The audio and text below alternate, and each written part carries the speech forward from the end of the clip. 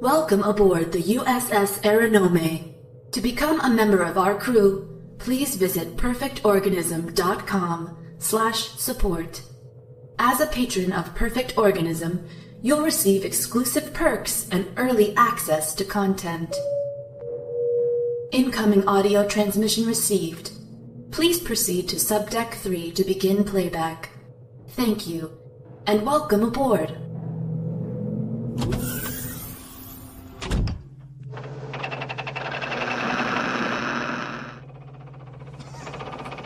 All right, sweethearts, what are you waiting for? Breakfast in bed?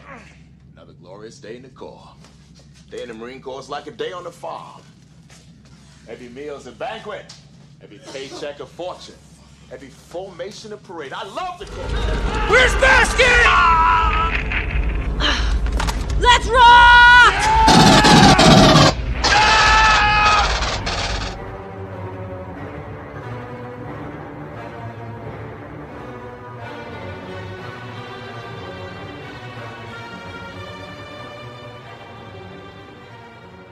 They grab the colonists, they move them over there, and they immobilize them to be hosts for more of these.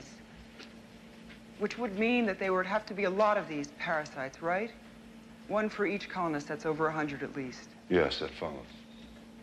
But each one of these things comes from an egg, right? So who's laying these eggs?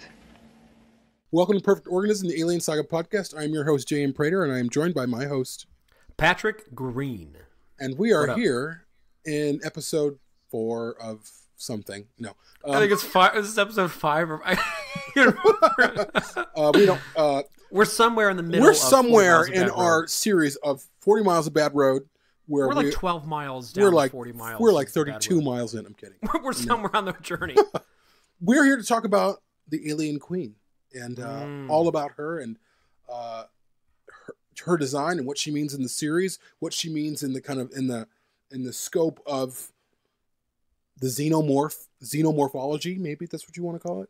And I think it's going to be an interesting conversation. But before we really get into that, our jumping off point, we're going to discuss some feedback that we got on our Facebook group called Building Better Worlds. And if you guys aren't in that, we'd love for you to join. It's the best. You better join that shit. It's the best alien group on Facebook. It is the best alien group. It is where everyone's. It is. We're not biased. We're not biased, and everyone's opinion is honored. Also if you love the prequels, we accept you. We love you. We honor you. If you don't, that's fine too. It's a really great space. For lack of better terms, I know people are going to cringe. Whatever. Fuck you. It's a safe space. It is. It really is. It's a great place to come and feel like I can. That's exactly what it is. It is where I can, and we're not gatekeepers, and we don't, we're not polarizing, and we don't call people out publicly, and we don't publicly shame people or boot people or airlock them if we don't like what they're saying publicly. It's a really, really great community. Yeah, and it started just, I know we've said this before, but it started with a mission, which is on our mission statement, which is pinned to the group, which is basically just to be an open forum where people are allowed to talk freely and to be themselves and to not feel like they're going to be publicly called out or suffer retribution. And it is a great community. So I'll go ahead and kick things off here. So Sean Hewitt, who is also on our team, he contributed the first comment. And the question was, what does the Queen mean to you? So Sean says, the Queen is the most quintessential representation of pure evil. It breeds these things. It's intelligent, using the lift, getting on board the Sulaco. This bitch is mean, man. I mean, really mean. It holds on to pure hatred. There's a reason it went after Newt. This thing would make you shit bricks if you ever saw one. And yet, in the same vein, it's completely relatable. It does what it does to protect her kind, her family. Her fury is like a mother scorned. If I imagine how angry I would get if someone ever hurt my son, like Ripley did to those aliens to her eggs, I'd be pissed, dude. Then I'll read his next paragraph here, and then you can pick up where that leaves off. He says, while some people may think it's essentially a dumbing down of the alien creature, making it like a bug, ant hive, bees have hives, you know what I'm talking about. For me, it makes perfect sense. It answers the question of where did all those eggs we see in Alien come from? And cutting off there, I want to make sure we get to address that because I think there are implications that go pretty deep in that. Yeah, we'll get to that. We'll get to it. These comments are all a springboard into our larger topic. So, Thurian Lack responds saying, honest question, if the queen is where the eggs come from, isn't that image from Alien problematic? I mean, I know it's from a deleted scene, so it might not be considered canonical. Now, Thurian is referring to the deleted scene in the director's cut where Ripley stumbles upon Dallas and not Kane, not Ash. Brett, oh my God. Brain freeze. Dallas and Brett essentially being cocooned, being turned into eggs. We call it egg morphing. That's kind of the popular term. And that poses some interesting questions, which we'll get to eventually. But that was Thurian's response. So thanks, Thurian. Yeah. And then we'll follow up. Sean says, I knew that we're just going to read this exchange because it's a nice example of building better worlds. He says, I knew that would come up as soon as I posted that comment, laugh out loud. I think both are viable possibilities. Egg morphing appears, and this is just based on that particular scene, to produce a much larger egg, as well as being attached to a wall. This may be an option that a single xenomorph may be able to do, whereas in the presence of a queen, it's not a necessity. Eggs are deposited in somewhat an organized manner, neatly but close together on the ground. The eggs also seem to be smaller, or is it just me? Now, and he says, I firmly believe both can exist within the Alien universe. We should mention that there are huge gaps in the xenomorphology of queens, how they're created, how they're guarded, what their eggs actually are.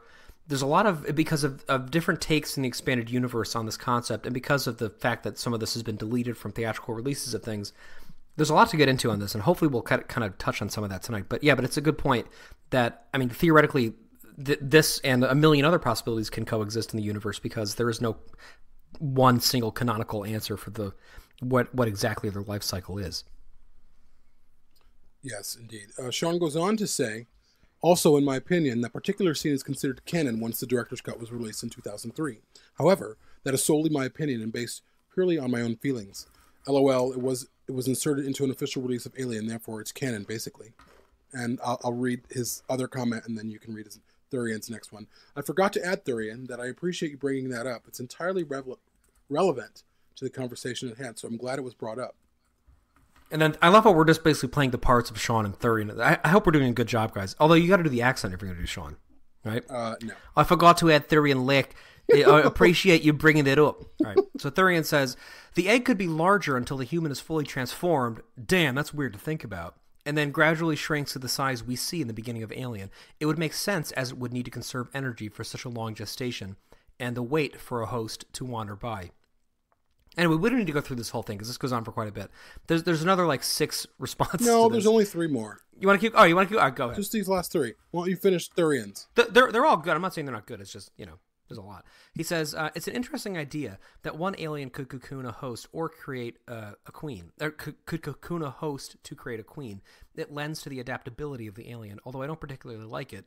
It sort of opens up the mythology even more, allowing for maybe too much headcanon. Headcanon? Is that it? I suppose. Maybe. Sean says, that's a good theory. Nice logic used. I'd like to see the egg morphing explored further, should there be any future movies. It's a concept which has so much mystery to it, although that's not necessarily a bad thing. Partly why I can believe both could coexist is there was no sign of any other host for them to turn into an egg. No ship, no bloodstains, nothing. For the amount of eggs found on the derelict, surely there'd have been something. I think the engineer gave birth to a queen, who then laid those eggs and then went off to die somewhere. All of this, of course, is just my own theory. You want to call it there? No, let's just this. Yeah, is there more? There's one more. You're not even reading this. Scrolling down. Aaron McCutcheon. Aaron McCutcheon says, the egg morphing is a misconception. The egg forms around the body and is broken down inside to create a facehugger. Ain't no shit. Check the Wikia. Now, I should clarify that the Wikia is edited by most of us, so yeah. It's not like this anyone is coming can from anything contribute. really official. Yeah. I mean, I have quite at length. Egg morphing, and especially the ovogenesis of the queen herself, is something that is hugely confusing because it's been portrayed a few different ways in the expanded universe. So we'll get to that as we talk through her a little bit, but that is one of the theories, is that the queen could be created through the egg morphing process, right? Another one is that royal jelly is brought to the queen by the Praetorians who are guarding her. Brought to rather to an ovomorph by the Praetorians. There's a few different ones, for this, and that there's a queen facehugger, which is what you can see in the in Alien 3 in the beginning. There's a lot going on. We'll get to it. Yeah, so really that's the jumping off point, and I'm just gonna come out and say it. I've never liked the Queen. I think. What the fuck, Jamie? You're starting with that? Yeah. You're leading with that? Okay, but just listen. Now, do I think it's a brilliant design? Absolutely. Was it flawlessly? Flawlessly executed? Absolutely. Was it creepy? Bet your ass. For sure. Bet your ass. What? I'm saying you bet your ass it was. Now, do I think it's scary? Not really. Do I think it's very similar to what we see on Earth in terms of the hive sensibility? Yeah. Is it really alien? No. And it lacks the intensity and the wonder or the exploration of something truly alien, which would be something like egg morphing, or like in Covenant we see the spores. It's a very alien way, even though yes, that is also found on Earth. That's also not as known as much. Everyone knows about termites and bees and wasps and all of these things that have queens. I just feel like, and again, everyone knows I think Aliens is a masterpiece. I watch it probably as much as I 10 watch. times a day. I watch it probably as much as I watch Alien 3. So I shouldn't even have to make that statement, but I'm just making it just because I can feel the tomatoes being thrown at me right now. Oh yeah, people are fucking go to the tomato patch. But I just feel like the Queen is problematic. I think that she so everyone and now because of the Queen, you have these toy companies making the King, and it's just like this shit just gets boring. Like, give me something alien. Give me something that's scary. And I think part of what Covenant did so well was it was truly alien. I mean, you had these things in your throat, in your back. Like, it was fucked up. And the Queen is just like, oh, there's its mama. She's laying its eggs. Like, oh, there's a standoff between two mothers. Like, what are you talking? It's amazing. I don't think so. That's amazing. I don't think so. Now, all right, is it dynamic? Does it work? Abso-fucking-lutely. Is Aliens a masterpiece? Abso-fucking-lutely. Do I want to see the Queen again? No. Now it's getting short. 4 more weeks and out. Now I'm gonna bite on this rock. It ain't half fair, give us man. a break. 4 more weeks. Oh. Ever. I suppose if they could do it in a really, really scary way. We've seen her so many times. We're on the opposite side of this argument, which is so weird. You're the ones fucking sticking up for Covenant, and I'm the one sticking up for what Blomkamp wanted to do, but by fucking continuing the Aliens thread. This is like such a surreal moment for me. We can go all the way to that point, but in the meantime, we can talk a little bit about just the Queen as a creature first. Okay. Do you want to do that? Yeah. Or do you want to go guns blazing? Well, I think she's fucking amazing. I love the Queen. I don't think she's a bad design. I think she's awesome. I think it's inspired by Giger. Sorry. I've said Geiger all my life, so. It's okay. So the aliens are bipedal, right? They walk on 2 legs. Yeah. There is a part of me that doesn't like that. There is a part of me that believes that an alien organism is probably not humanoid because we evolved for life on Earth to look the way that we do, to operate in the environment the way that we operate, to breathe the air the way that we breathe, to predate the way that we predate, to see, to locomote, etc., the way that we do on our planet, right? Mm-hmm. Xenomorph XX121 would have evolved very differently and would probably be more like a bacterium or something, right? Some sort of an extremomorph.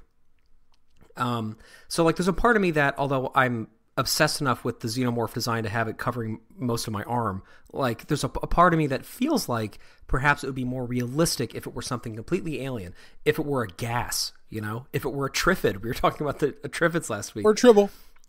Or yeah, there's many other weird things that it could be, right? But I accept the fact that it's bipedal because it gives me something to contextualize as something I can relate to and something I can flee from and something that has a form that I feel challenged by but also familiar with. Mm-hmm. The Queen, to me, as an idea, represents something similar. There are parts of it that I can understand. I can understand the ovipositor. I can understand this sort of communication from a queen radiating outward.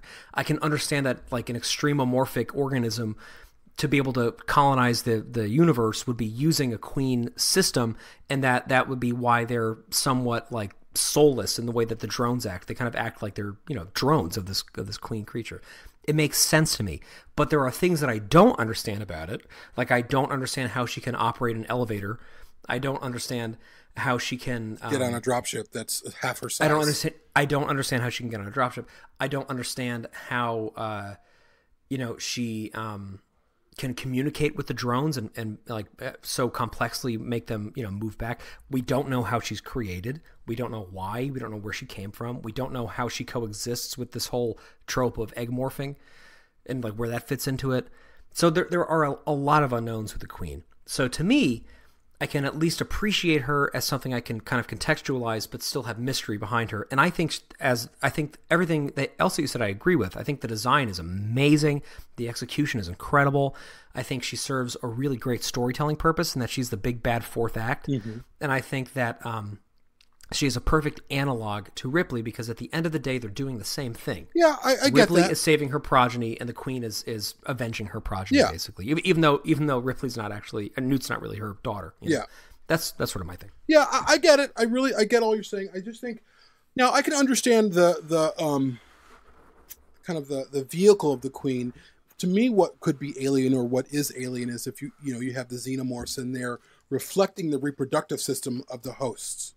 So that's how they reproduce to me. That to me is alien. Like whatever host that they've... Like dicks? That's dumb.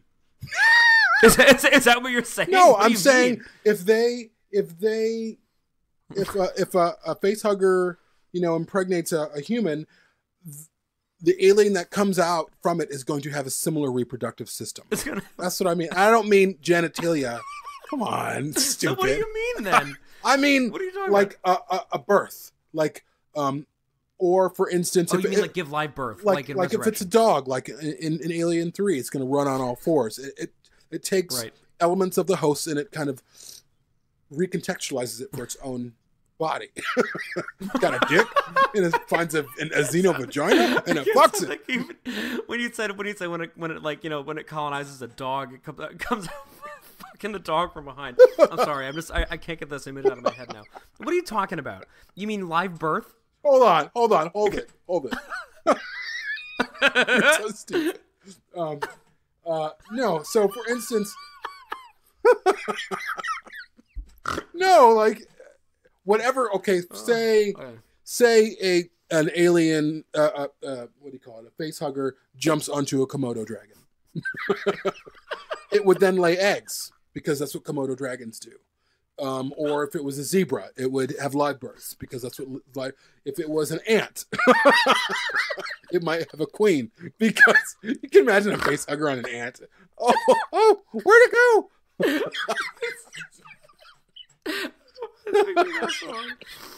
Oh my God. I understand what you're saying. We're losing Patrick, folks. I get it. So Resurrection deals with this, right? That's the whole idea, is that this queen is more human, and so she gives life. It deals with it in a shitty way. They do, but that's what you're talking about at the end of the day. Ooh, man, I gotta calm down. No, right. I totally get what you're saying. I think that it is fascinating that the queen mixes these elements of a mammalian birth with an insectile birth.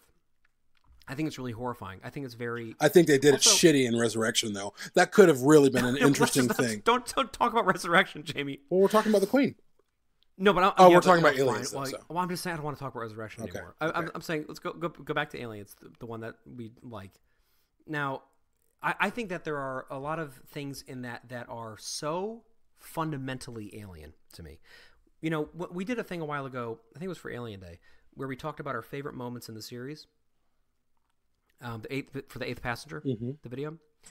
And do you remember what mine was? This is the quiz. Well, Bitch. you kind of acquiesced, and you went to the jockey scene. Yes, I did. But I wasn't acquiesced. Oh, well, that's because you had another scene. Kind of my second favorite. Wow, good memory, dude. See, you underestimate me. Thank you, Jamie. Formally, on air. I'll cut that out. My favorite moment in the entire saga is when they come upon the derelict in the first film, because to me that is at the heart of everything that I love about these movies, right?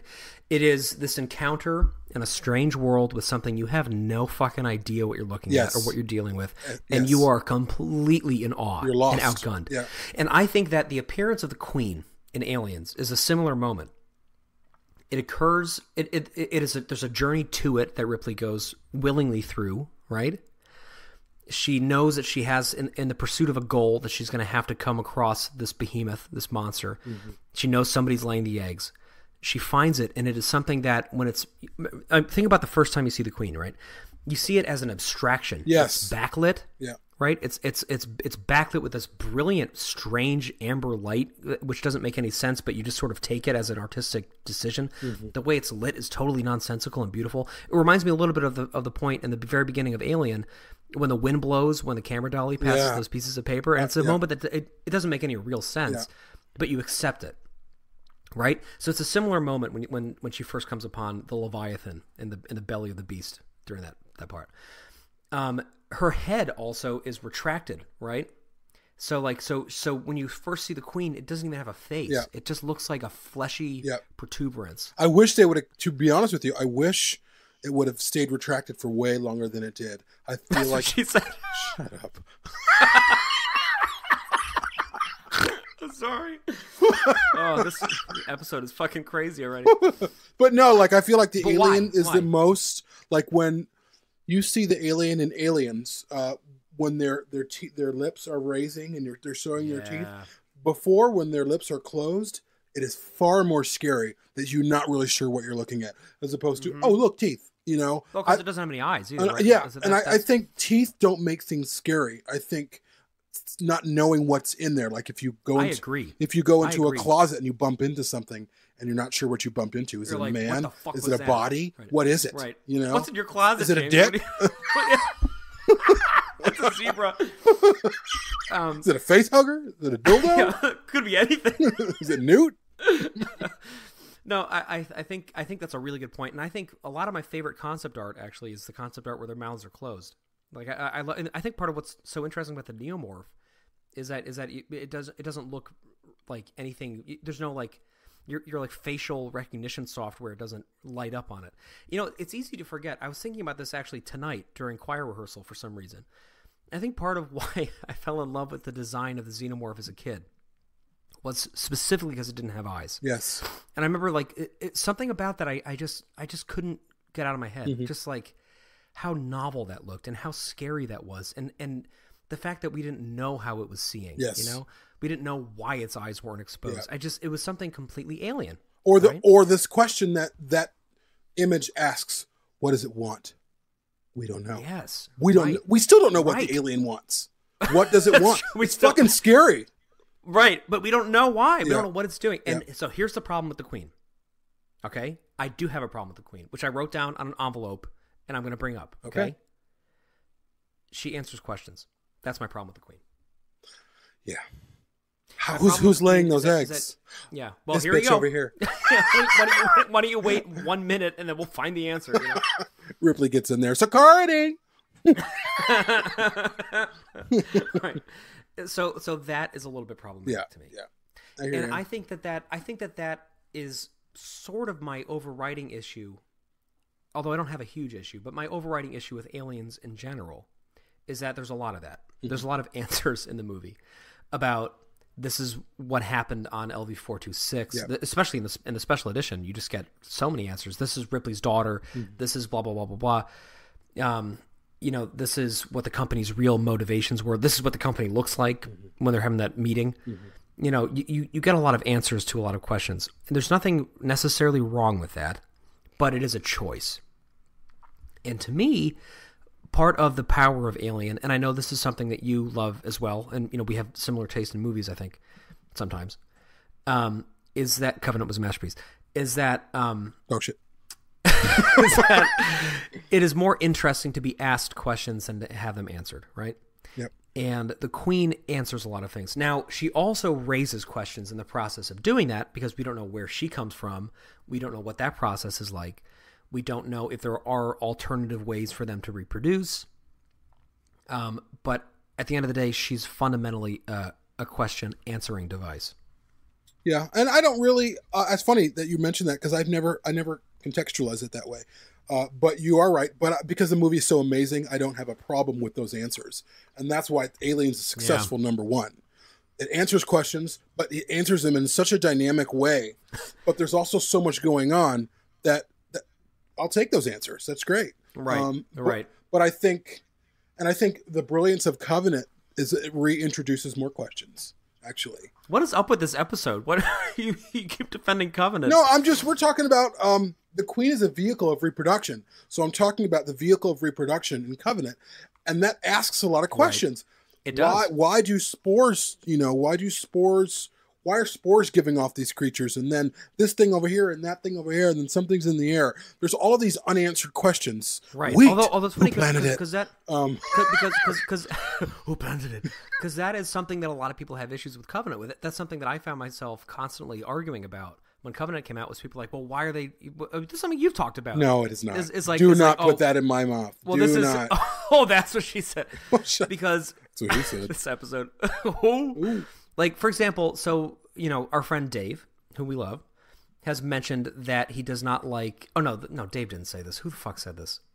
I don't know. Somebody said that they don't like knowing that the engineers are... or that David was stealing the engineers' tech, and that's where the xenomorph comes from, right? That's something people talk about, right? Mm-hmm. If that is actually what happened, which we don't know... I don't think so. I think all of those what do you call it? Those things that opened and all the black goo came out of. What are those things called? The urns? All those urns opened. Yeah. They got into the atmosphere, and then they got into essentially the plant life. That's how those spores came. That's what happened. That's how they kind of morphed, for lack of a better term, or altered its own reproductive cycle. So that's David didn't do. I mean, yeah, David caused it, but that happened on its own. He didn't engineer. Well, he was experimenting on the planet, though. Maybe he was. I don't think he had. I think he was just being crazy. I think it was experimenting. Anyway, but that's why Covenant's a good movie, is because now we can talk about it in different ways, and we can have an interesting conversation about what the ramifications of certain things are, the implications of them. Listen, I think that in Awakening, if we ever do get to see what it is, there is a showdown, as we now know, between David and the engineers, right? Who are coming back, and they're like, what the fuck did you do to our planet? Can you imagine if they did that as a series, and they got Fassbender and the other two actors who we don't care about to come back? That would be a really great series. Like if they had the budget for a streaming series. Yeah, if they had the budget for it to really build up. I disagree. Engineers and that would be awesome. Well, I think that's why Ridley Scott wanted to make 7 movies. I think he had this whole arc in mind. But I don't even know if I would want 7 movies of this. To be fair, I don't want it to be here forever. But I do want to be challenged. I think that what would have happened is they would have had a showdown, and then out of that showdown would have come the final xenomorph. It would have been something that somehow could reign supreme over both sides of this battle. Mm-hmm. That would be as a consequence of evolving out of control on the ship. Here's the thing, though. I think as we talk about the Queen, and you're talking about answers, there's this, and it's been ever since James Cameron introduced the Queen. There's this. It's another Alien movie, so let's make a different one. It's got to be different now. It's got to be different. Let's redesign it. This has got to be this one.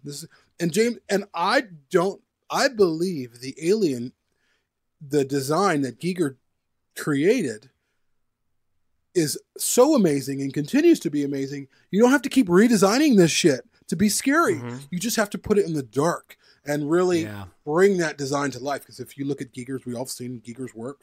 It's amazing. It's organic. It is biological. It's biomechanical. It feels very sinewy and also very slimy.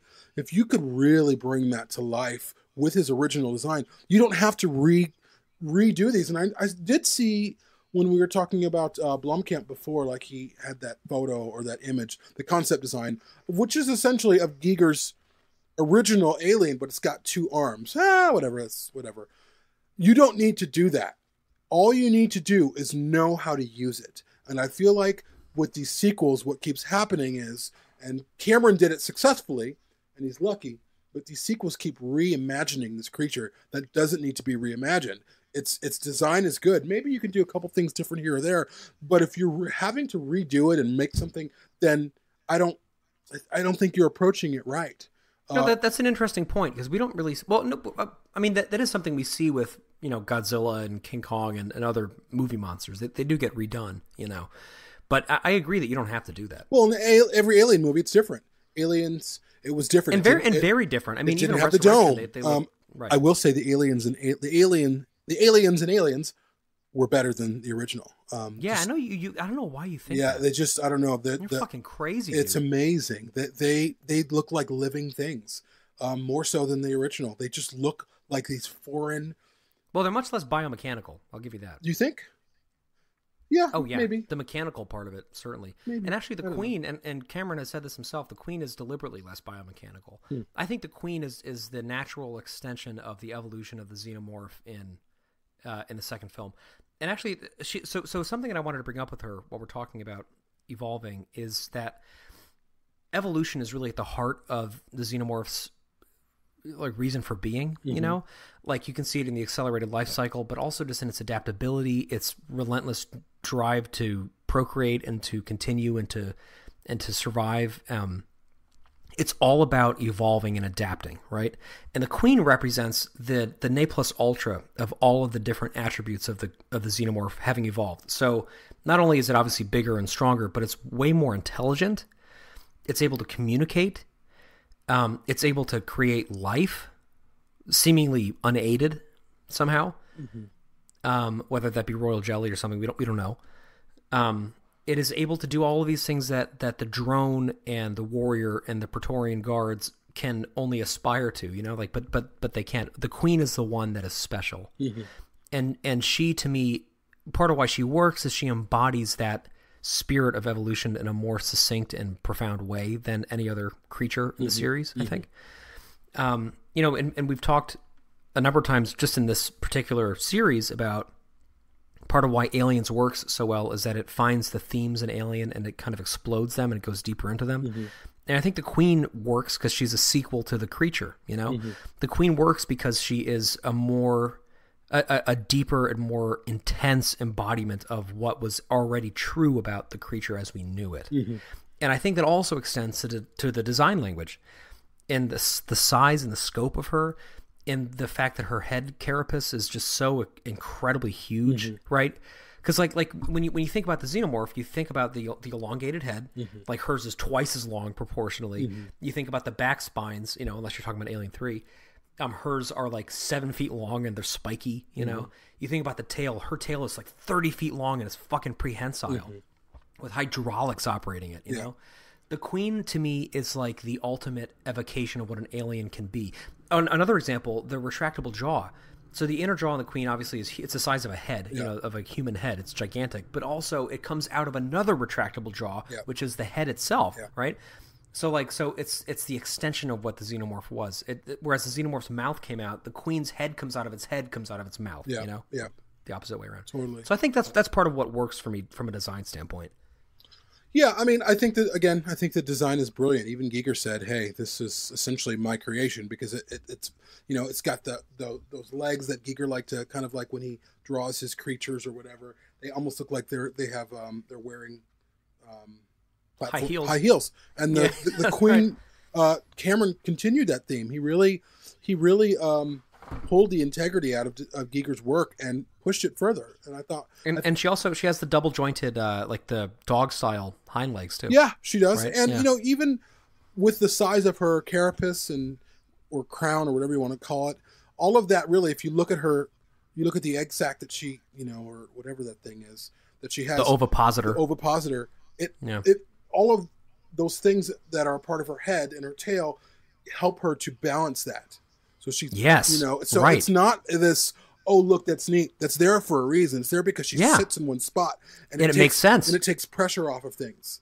And it holds it up, And it protects her because, as we can see in a lot of comics and things, she's essentially bulletproof. Yeah. Like she's extremely tough. And when she's in danger, she can retract her head like a fucking giant turtle, So yeah, it serves a lot of purposes, and also from like a design and engineering standpoint, she is the ultimate extension of the hive. I mean, something that's amazing about Aliens is we get to really spend time in the actual hive itself. You know, we get to really get to know it and to see how the xenomorphs blend into it and how they utilize the darkness to their advantage.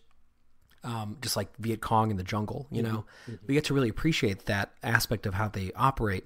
And the Queen feels like she just has been secreted from the hive. I mean, she's literally attached to it with the ovipositor for one thing, but she also, from an aesthetic standpoint, it's like almost like the walls of the hive conjoined and birthed this chitinous, terrifying thing, you know.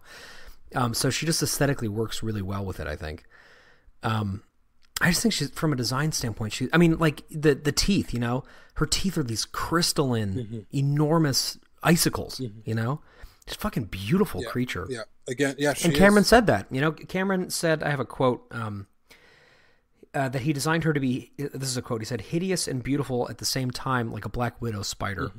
And I think that's exactly what she is. Like, you see a Black Widow, and even people who don't like, I actually like spiders, but people who don't like spiders. I don't like them, but I'm fascinated with them. I'll look at them for sure. And you can admit, like, there's a difference between looking at like a wolf spider, like a brown recluse, and looking at a Black Widow, you know? A Black Widow is like something that shouldn't exist. Yeah, it's wondrous. It's too elegant. Yeah. Something's wrong with it. Yeah. It's so elegant, you know? Yeah. It balances, and just like the Queen, it somehow is able to stand upright even though it shouldn't physically. Like, the way it moves, it's almost too light for its body mass. And the Queen evokes that for me. Yeah, the Queen, her movements doesn't seem are like scary. it doesn't seem like it should be able to do that. Yeah. And you have to remember, this was, so for one thing, as we've mentioned, it was a painting by James Cameron, brought to life by Stan Winston in his studio, among whom were Alec Gillis and Tom Woodruff Jr. What? And they created scale models of it. They created a full-size puppet that was 14 feet tall, that had 2 people inside of it. It had hydraulics. It had puppeteers all over the place controlling the various appendages. It was an actual thing that existed in space and took up so much weight that it was dangerous, you know? And that is just amazing to me. Yeah. Like you look at the have you seen the pictures from the set about the miniatures that they used in the final battle scene? Yeah, actually, when I was a kid, I was 10 years old or 12 years old in 1988. They had all of the puppets at the Museum of Science and Industry in Chicago, and my dad and they had the Jaws, because I think Jaws 4 came out at that point. So they had the full scale shark turning, and its head would move and open like the whatever. And then they had all the Masters of the Universe prosthetics and everything, and then they had Ripley. They had the miniature puppets, and I think they had a larger power lifter or power loader. Wow, it was awesome. So I saw that shit up close in person, and that's crazy. 30 years ago, you know, it's crazy. That's amazing. It is. I mean, I've seen the full size Queen once too. Really? And it was at Disney actually. Wow, it was unbelievable, and it was just the scale of it was just mind blowing. Yeah, but you know, here's the thing too. As we're discussing this, and if you think about like termites or kind of insects that have a hive mind, in the context of Earth, we know what their role is, what they do, how they operate. There's a queen and there's ants, and they build, but they also take things from the forest floor or wherever they are, or the desert, and they're all a part of this kind of cycle of life, you know, and their presence enriches the earth. It makes it helps fertilize the ground. All of these things, when they do, like, there's the termites and ants and all of these things with a queen, like the queen that we see in Alien, which is taken from that. All of that stuff that we have on Earth really is an integral part of this planet. The problem, or maybe not the problem, is the question with the queen is why? What are they doing? What are they doing? Like, no, like, okay, just so, like what are they doing? So there's a queen and she's laying eggs, and for what reason? What are they building? Like, what's their survival? What's their no? It's more than survival. Proliferation. It's got to be something more, though. It's got to be more than that. Why does there need to be more than that? Because they have to have come from an ecosystem where they're contributing to it. Because that's what we all do. I would say that it's pretty presumptive of you to think that the rules of Earth apply to the rules of the Those rules universe. will apply in any planet that something's from. How do you know? You don't know that. Yes, I do. You don't know that. Yes, I do. No, I don't. Well, I guess what I'm saying. So you think that there is a greater purpose at work here? No, I'm saying, what is the greater purpose? Why are they? Well, but in asking that question, you're saying there is one. Perhaps, yeah. I'm wondering. I think I'm wondering, like, to what end are they? What end do they go to? Okay, so they capture hosts, they impregnate hosts, and so is that their main? Is that their main goal? Is just to reproduce, or is their main goal to build a colony? Like with ants and termites, they build and build and build and build and build, and it's incredible. Now in Alien, why do they do it? Probably to grow their numbers, But I don't. But they were building something. The aliens really didn't build anything. I mean, you saw some weird shit on the walls. But they're not building it to make a fucking palazzo or something. I mean, they're building this stuff so that they can be successful. Yeah, right. They're making it so that they can be successful and they can proliferate, right? Yeah. At the end of the day, that's what we're doing too. Like that's our purpose. Yeah. Is to. Well, this kind of points back to the problems that I have with the Queen and the whole hive system. I just feel like I've seen it before. I was watching that shit before I even saw the Queen when I was a kid, like nature shows, and they'd go inside an anthill or a termite hill, and you see these big fat queens with these big fat egg sacs, and it's very interesting. I just felt like it was a pivot back to something less alien and more familiar, or more Earth familiar. Now, again, I can get on board. It was successful. It was absolutely successful. We've seen the Queen in the AVP films. We've seen it in Alien Resurrection. I don't need to see her again. I don't need to see her again. I just don't. Like, what I would love is maybe the next version, if they feel like they have to do it again, the next version of whatever xeno reproductive thing happens could be a variation on that theme where it's more alien and less familiar. I think that's, people are over the moon about the Queen, and I think I would rather her be scary than cool. I think a lot of people see her as cool, and I know that's kind of complicated. I see her as scary too. I mean, I think it's because you're an 85-year-old man. I mean, when I was a kid, how about you? You're almost 80. Give me the finger. I mean, you're saying that now as a full-grown adult, right? As a little kid, and you have to put yourself in Newt's shoes. She's hiding under the fucking grate in the loading bay. Mm-hmm. The Queen is this titanic monstrosity that has ripped herself free from the wall and is now coming towards you. It just tore a fucking robot in half. This is a scary organism. It's not scary to you now because you have the benefit of 30 years with this film. You have the benefit of life experience. You have the benefit of this trope being so played out and living with it for so long. But I think at the time, and I say this as somebody who did not see it in theaters because I was too young, I think that I was too young. Right. We were both because you were also a baby. I was 9 years. I'm 8 years older than you. That's true. 80. At the time, it was a very different thing for people, I think. Yeah. And I think it was something that was inconceivable. I think here's the problem is that it's not a question of whether or not it's scary as a creature. It's a matter of whether or not it's scary as an idea. The Queen, to me, is not a scary idea. The Queen is actually a comforting idea because it tells me that the xenomorph came from something and that it has a hierarchical societal system. In the first film, there is no evidence of that. In the first film, it is just basically a serial killer loose on the ship. It could be anything. Mm-hmm. It could. We have no reason to have. It could look like a pipes in the wall. It could look like anything. Yeah. Yes, and it looks like everything and nothing. Like from some angles, it looks like a person. From some angles, it looks like just a giant floating phallus. From some angles, it looks like the most beautiful thing you've ever seen. Mm-hmm. And from some angles, it looks like something you never want to look at again. Yeah. You know, it comes from a complete mystery. Just this vast ocean of eggs on a spaceship that looks like nothing that you've ever conceived of before, like some kind of an alien horseshoe the size of a city, with this navigator in a chair that doesn't look like a chair and doesn't look like a navigator and it doesn't look like a humanoid. It doesn't look like anything on a scale that doesn't make any sense. You know, I mean, Alien. The reason why that's my favorite of the whole. Of the whole entire saga is because it is so imbued with mystery that it is eternally relevant. You know, I love that about Annihilation. I love it about Blade Runner. I love it about great science fiction. Aliens is the stripping away of mystery. Mm-hmm. There are mysteries that are revealed as a result of that, there are jumping off points for further storytelling, but fundamentally the idea of the queen alien is a comforting one because it says the alien is something you can recognize and something you can identify. And if you can recognize and identify something, you can defeat it. Yeah. Yeah. And that's ultimately what happens. Yeah. Right? Yeah. And I think that's, I don't like, I don't like to figure things out, or I don't like things figured out for me.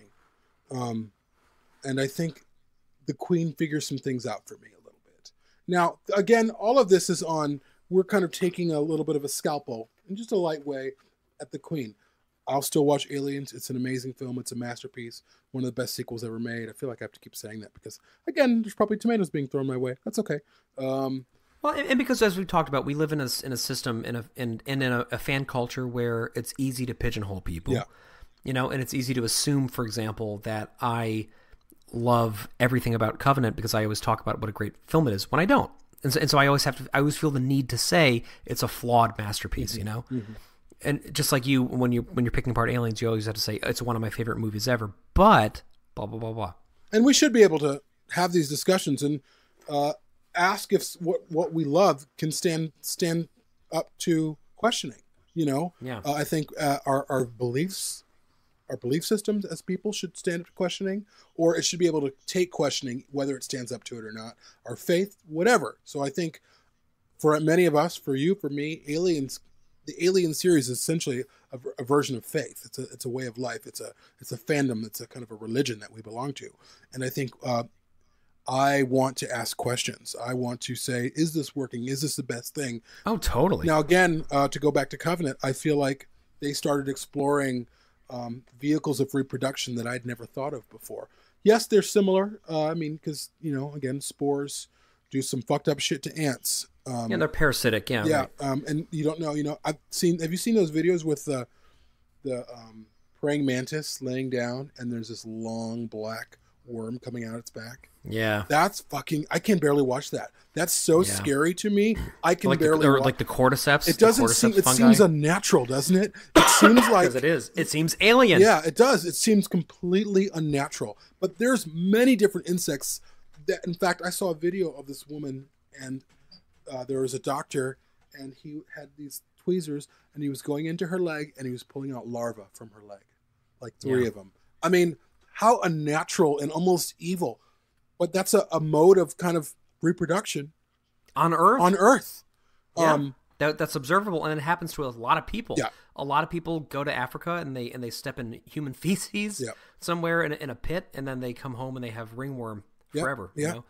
And I'm not generalizing about the continent of Africa, but that actually is something that happens a lot. When tourists visit Africa, they step in communal even pathogens. In Central America or in companies in countries that you're not in countries that you're not familiar with, or your bodies aren't familiar with, like you can drink water and you can get a worm or an amoeba or something that sits there. Yeah, and right. it takes all of the nutrients that you're trying to eat from your food and you kind of waste away until they figure out what's wrong and they flush out. Which of course has a lot of parallels in Prometheus. Totally. And there's been cases of doctors removing like 30 feet of this weird worm, like thick, like you can see it, you can hold it from a human body. And I would rather have, in a perfect world, Cameron kind of moved to a little bit more risky, something like that, than go towards something a little safer, but Cameron's a safe guy. He is. He's a brilliant genius. At the end of the day, he's a safe brilliant, guy. but he's fundamentally safe, right? That's true. I disagree, though. I think that having something more alien in that context, in that film, would have not worked, I think. Yeah. I think that the movie had to have that answer to it. The Aliens is not a movie about ambivalence. Aliens is not a movie about unsolvable mysteries. Aliens is a movie that fundamentally says good beats evil, and the conceivable trumps the abstract. You know, Alien is very much a journey from the objective into the subjective. Aliens is a journey from the subjective into the objective. Aliens is the journey from being presented with something you can't comprehend and you can't do anything about, to trouncing it and going home happy, you know? And I think you gravitate towards that if that's what speaks to you, or you don't, you know? I think that if you had that arc set up and you had the movie going into the direction of being concrete and solvable, and then you had something completely alien, like at the end of Annihilation, I'm thinking, where you finally, I don't want to spoil anything, but Annihilation ends with a series of kind of inconceivable images, or towards the end of the film. And to me, that it would not work in the context of Aliens.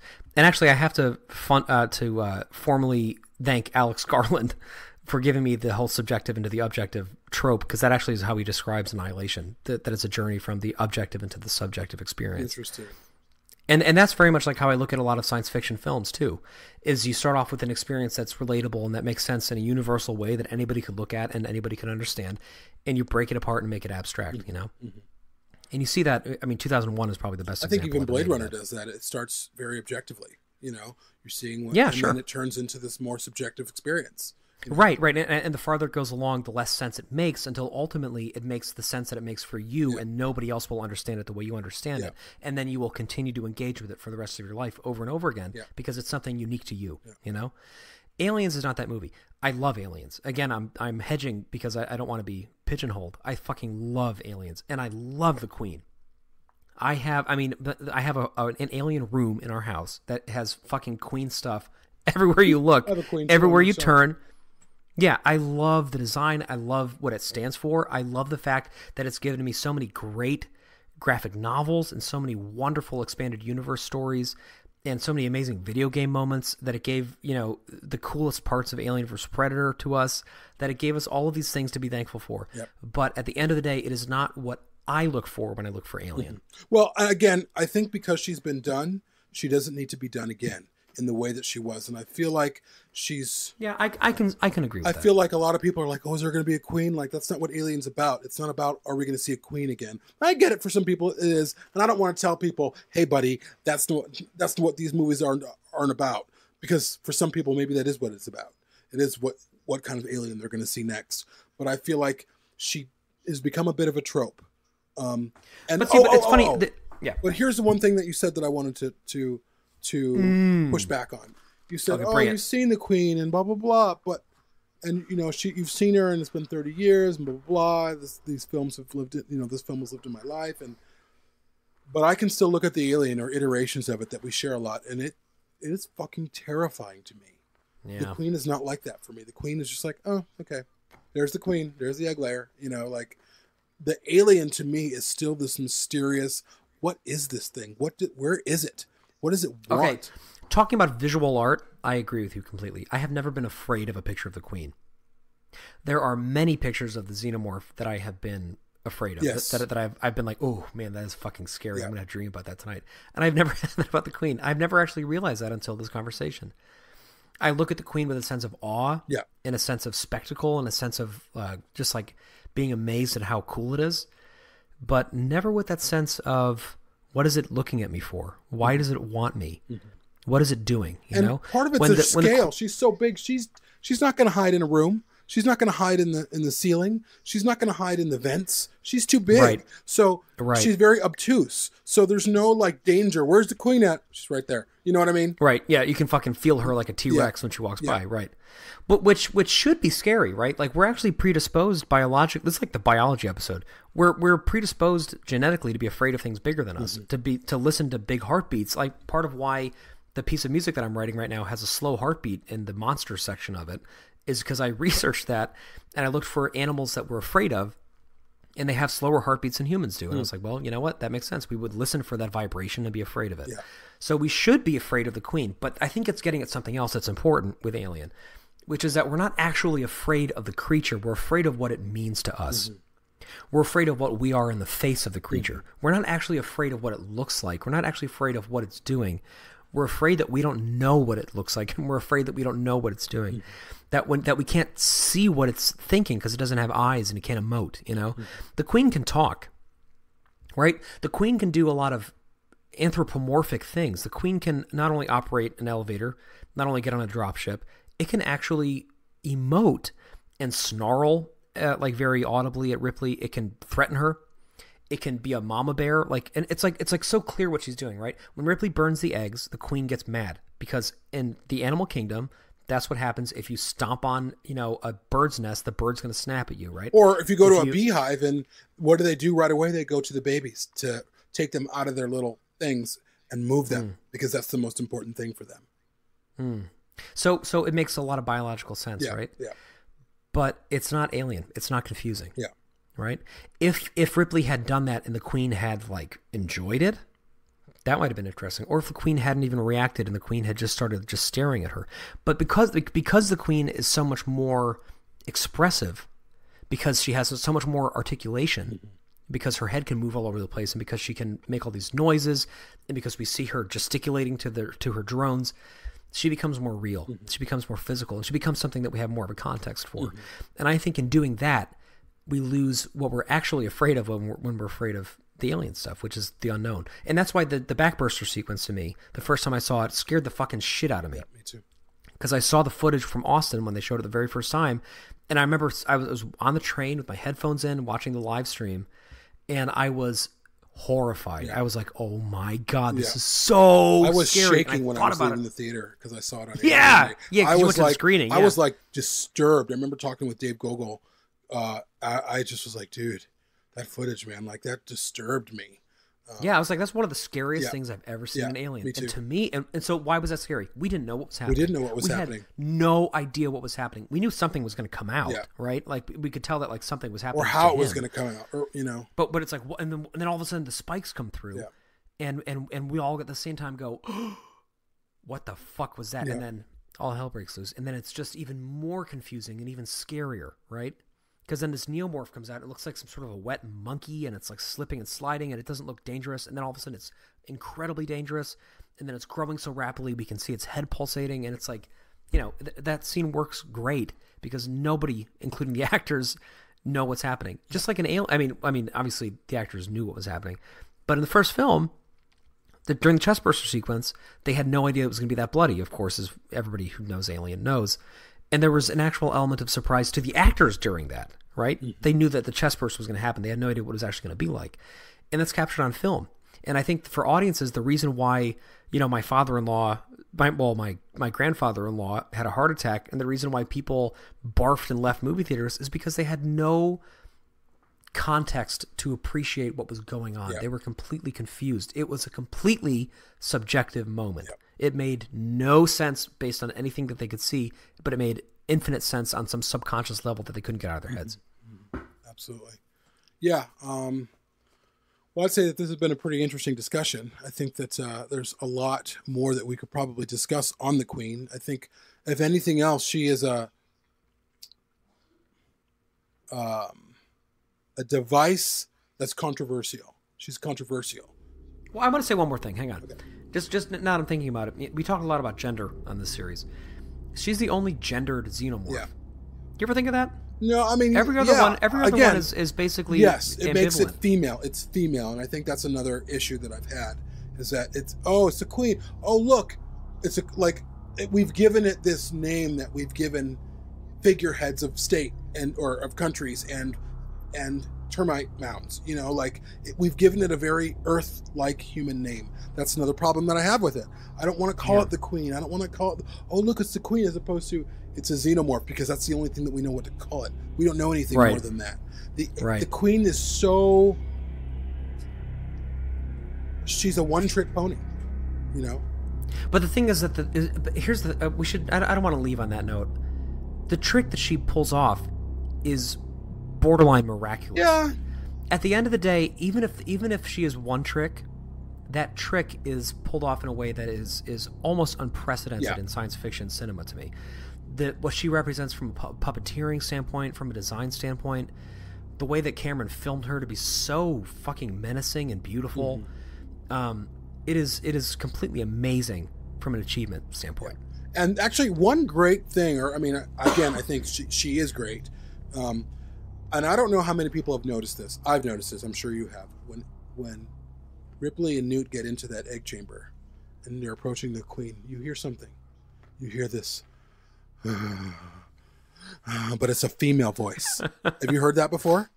Of course I heard it, yeah. It's didn't terrifying. Sound anything like what you just fucking did. But it's this low, it's like this low pant. It's this low female sounding. It's like breathing. It's like this. Yeah, it's like yeah. You gotta be a stranger. People are fucking pulling their cars over and turning off the radio. It does. Which is amazing, right? At the same time, it is an answer, you know? Yeah. It is a question because you're going, what's making that noise? Oh. The Queen. Oh, it's that thing that's looking at me. Yeah. Right? Yeah. The good thing is that the answer is fucking amazing. Mm-hmm. I agree. Right? I agree. If the Queen were a dumpy piece of shit, if like the Queen just looked like a fucking sponge with a tutu, then we wouldn't be having this conversation. From Alien Resurrection, which basically is a sponge with a tutu. Yeah. I mean, yeah, right, exactly. So here's the problem with Resurrection, right? We get this payoff at the end of a movie that the whole time you're kind of like, do I like this? I don't know. I don't really know what I'm watching. And then you're waiting for this fourth act because you know it's an alien film and you're going to get some big surprise at the end. And then the surprise at the end comes out and it's fucking terrible. And the payoff is all of a sudden completely lost. And then everything else is just like, so we got an answer and it was a dumb answer, right? In Aliens, we get an answer, but it's a brilliant answer. Yeah. It's just unfortunately an answer. And an answer is always a wall. Yeah. There are questions you can ask on the other side of that wall that you can find, but it is a wall, you know? And that there are many people who will watch Aliens, many completionistic people who will watch Aliens and go, oh, well, that's the answer that I was looking for. Like that's where it ends. Like, of course there's a queen. Okay, now it makes sense. Many of us who kind of live with these films every day look at it as a springboard into other parts of the mythology and, you know, potentials about what the implications are for their life cycle, what to do in the absence of a queen, etc. But a lot of people love to have quick answers to things. A lot of people love to have succinct solutions, and the queen represents that, but it does so beautifully. Yeah, I think. I agree. And I also, I think for context, much of my criticism about the queen doesn't really come from Aliens per se. I think it's because she's been used so much since Aliens. Like, oh, it's queen. Oh, the queen again, you know. I think Cameron pulled it off because she was novel at that time. She was. And it was kind of like, oh, fuck, there's an egg layer. Oh, and it's something that's somewhat familiar. So it's a little bit scary too. Whereas now it's like, oh, we need a queen to make more, you know. Right. So, right, exactly. and she's not alien. Her continued presence kind of continues to take away from, again, that's why Covenant is a little more scary, because we're like, where are these spores? What spores do what? You know, he breathed it in, it went through this guy's ear. Like, what's going on here? You know? And just like, what is with this planet? Like why are there so many conflicting things going on here? Yeah, totally. Right, exactly. So I think, okay, in closing, I think that, I mean, as we've said, Aliens is brilliant. I think the Queen is... I think the Queen is what Cameron made her to be. Worked. She was a brilliant answer. I want something more, but I don't think that she's without her own issues, even in Aliens. Yeah, and that's okay to talk about, you know? Yeah. To me, the big takeaway from this episode has been that I never realized that I wasn't afraid of her. You know, that I'm not, when I see a piece of art, that I'm not afraid. And I am afraid by pieces of art of the Xenomorph. And I think now I know why. Which is that because she is something that I can understand, and because I can understand it, I can get over that fear. So I was afraid of her as a kid. Yeah. And then I had an answer to it. And the Queen's never going to be chasing after you. It's always going to be the drones. The Queen's going to be in her chamber somewhere. Yeah, the Queen's going to be fucking laying eggs. Yeah. Just taking dumps over there. Yeah. So she's not even really a threat. She's just this big kind of cool device that everyone wants to see. She's not important in terms of, I think really what scares us is who's in the closet, who's in our house that we don't know. Yeah. Right. Alien, what they call alien haunted house, because they didn't know where it was. That's why it was scary, you know. And I think a lot of the iterations that I've seen of the Xenomorph, I mean, and again, we've seen so many, and we continue to see some, and I'm like, holy shit! Like some of them, like I can't really look at that too long. They're that scary. So yeah. That's been fun. It's been fun. Thanks, everyone. I'm sure we'll get some feedback. Oh, yeah. And we'll probably answer that feedback. Maybe if we feel like we need to, if we get enough feedback, maybe we'll talk about it again. We'll see. Yeah, maybe have some of you guys on. Who knows? Totally. But before we go, just want to thank everyone for listening. If any of you guys, if you are listening to us through iTunes, do us a favor, give us a review. The more reviews that you give us, the more popular we become in terms of how they display us in the iTunes app and all of those things. So give us a review on iTunes. That would be great. If you want It makes a huge difference. Like, if we don't ask for money for this or anything, and we never would. We're doing this out of love for the series and out of just being a part of the community. Totally. But it does take work, and it does, it would help if you can't necessarily help support the show financially. If you just go online and just do a rating, it takes about 1 second. You can literally just click once to do it, and right in your app. And as Jamie said, it actually feeds into the algorithm, and it directly impacts how popular the show is. Absolutely. We're not under any kind of, we're not expecting to get millions of downloads on this show per episode or something. But the more listeners we get, the more we're able to do things like travel and do exclusive interviews. Yeah, and they'll feature us content on the opening page of iTunes if we reach that kind of place in the algorithm where they present us. And then the whole world can hear about fucking zebras getting humped by Facebook. And we're almost at 100 episodes, by the way, so we're getting close to a big milestone for the podcast. But if you do feel like you want to support us, please go to perfectorganism.com/support. We use Patreon.